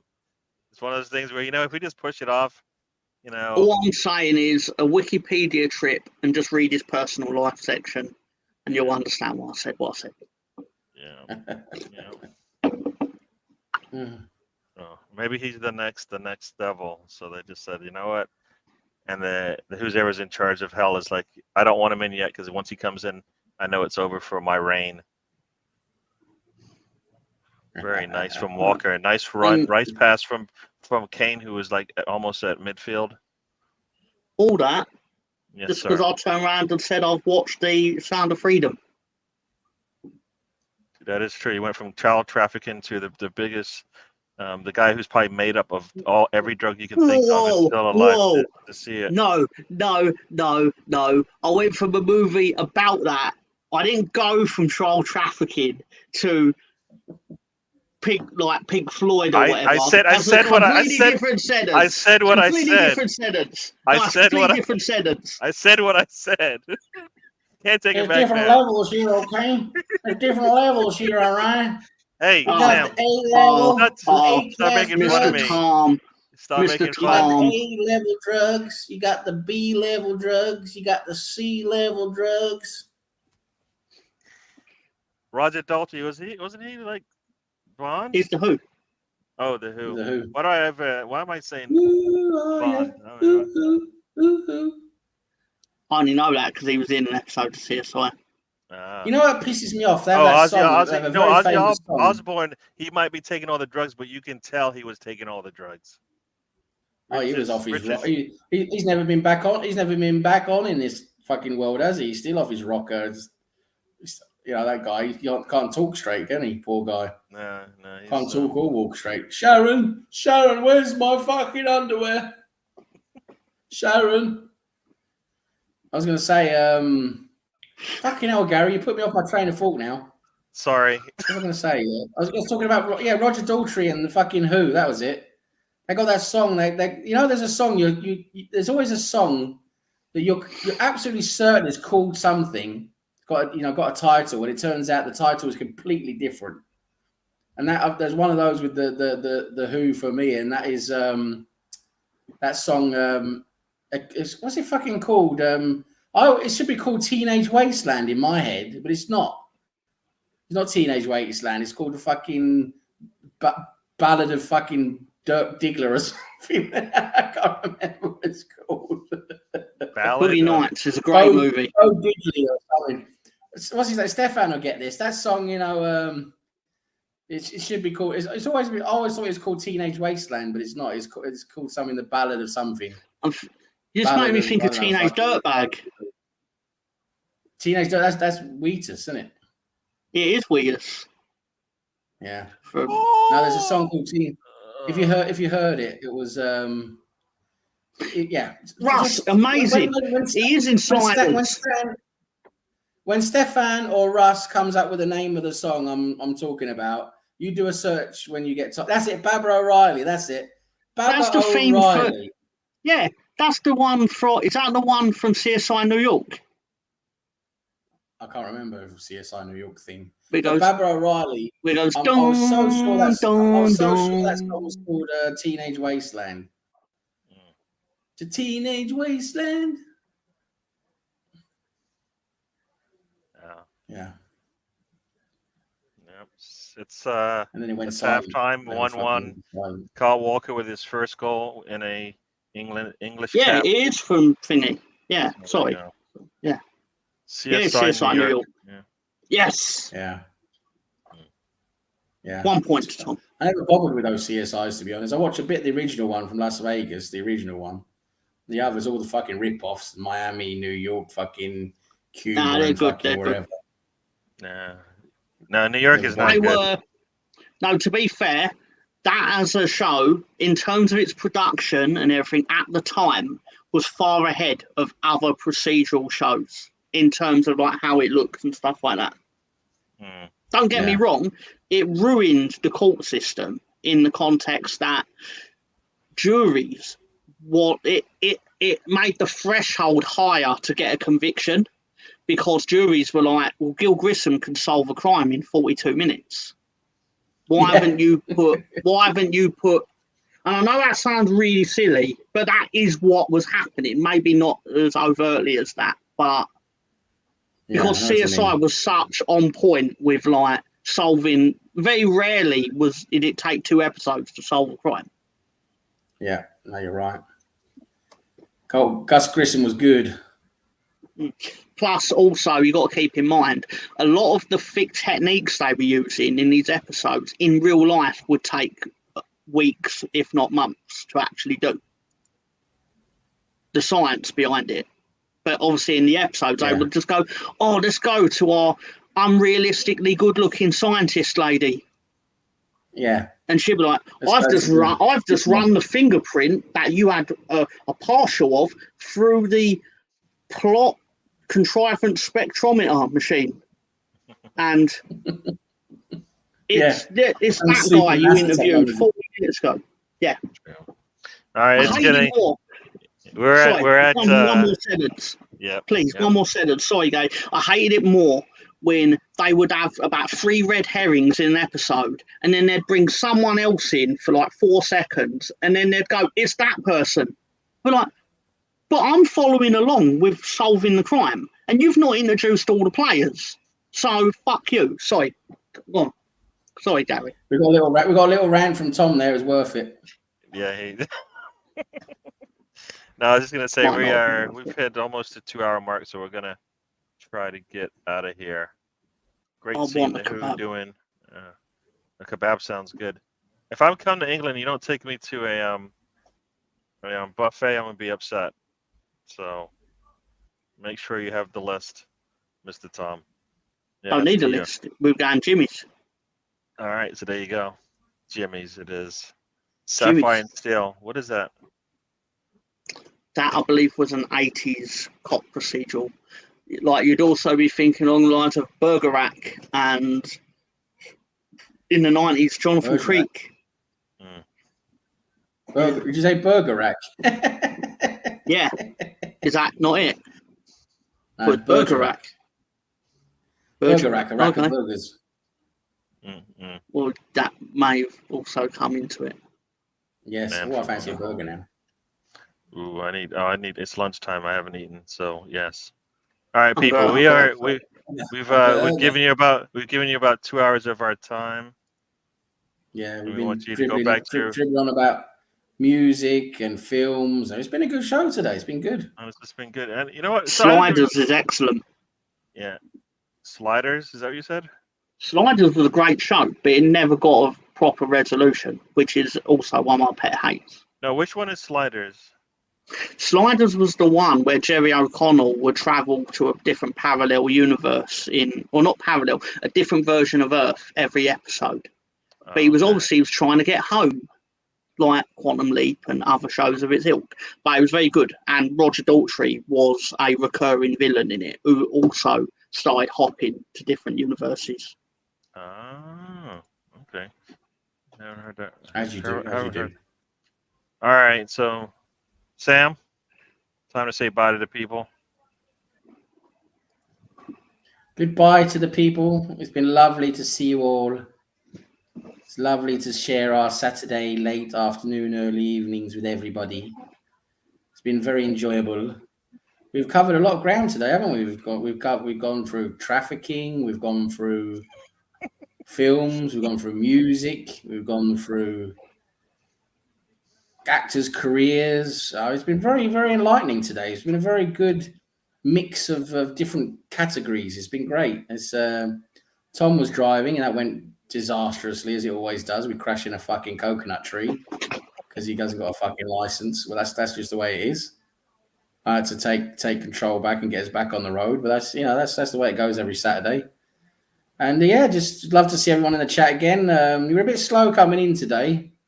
I think that's because of the Arsenal women's game. But yeah, you guys are a bit slow, but been great to see you all again. You know who you are, everyone in the chat. And let's do this again next Saturday. It's been good. Cool. And I think football's back on the weekend, right? Is that right? Next weekend back playing. Everybody's playing next weekend, so we'll have football somehow, some way. Then Mr. Tom, say bye to your friends and family and all of that. Russ, quickly before we go, can you give a score out of 49 for Annabelle? And he also watched. I don't know if he finished watching The Conjuring, yeah, Conjuring 2. Yeah, I forgot about Dre in Enfield, I believe. There you go. You forgot about Dre. That's a clever pun, that. So yeah, I'll go and eat some M&Ms. I thought you said you're getting a kebab. Yeah, but he forgot about Dre. Oh. So I was doing a bit of wordplay as well because he was in it. Anyway, yeah. So I'm a little slow on your joke. Sorry. I had it on a cassette in 2000. Anyway, no, seriously, thank you, everyone. Let me talk to you. All right, do it. Yeah. So Wrexham ended up winning 2-1 and Swindon won 5-3. Cool. So Yeah, but seriously, thanks everyone for supporting the show. 30 out of 49. Not bad. Not bad. Well, Cool. slightly above average. Yeah. Cool. Have a good night. Have a good night. Have a good weekend. Thank you for the support.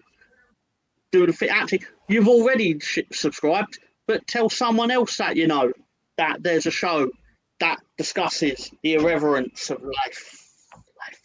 Very true. And not just the song by Desiree from 1994. Right. 1998, sorry. Desiree. Listen to it. It's a great song. It manages to rhyme ghost and toast. Have a good weekend. Cool. All right, everyone. We'll be back next Saturday. We'll talk some football. Hopefully, has Leeds won a game yet? Yes, we won 1. We put 4 past Stefan's Ipswich. Why'd you have to make me remind him of that? Why'd you do that? I don't know. Has Leeds actually won? Have they actually scored more than 3 goals this season? Just checking. Yeah, we scored 4 against Stefan's Ipswich. Keep up. Damn. Have you played Ipswich yet? Just checking. Yeah, we beat them.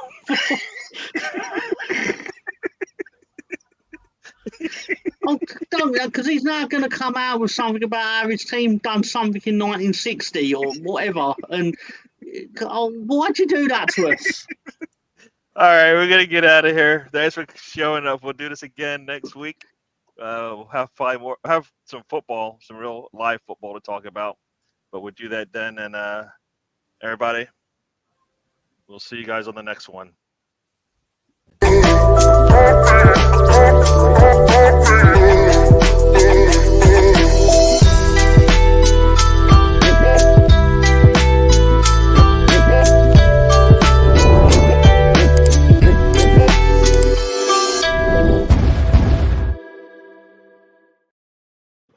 I didn't say it, but life is a journey. Don't waste a trip. Enjoy the ride, everyone. And we'll see you on the next one.